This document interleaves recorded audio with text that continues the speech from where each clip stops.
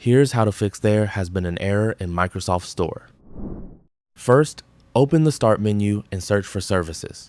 Open the Services application and scroll down the list until you find Microsoft Store Install Service. Double-click on it to open its properties.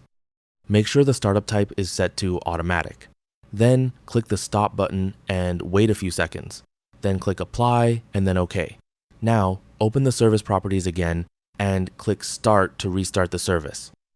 After that, click Apply and OK and close the Services window. Next, open the Start menu and search for Settings.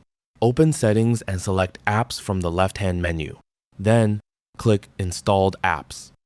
Here, scroll down to the bottom of the page and find System Components. Open System Components and scroll down until you find Microsoft Store. Click the three-dot menu next to Microsoft Store and select Advanced Options. Scroll down until you find the Reset section. First, click Repair and wait for the process to finish.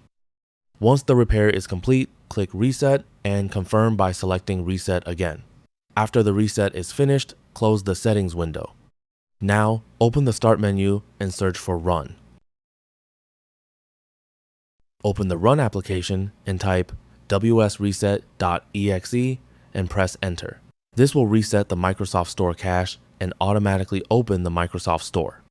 Once the store opens, search for the application you were trying to install. Try downloading and installing the application again. The Microsoft Store should now allow you to install the app without showing the error message. And that's it. That's all for this video. Thanks.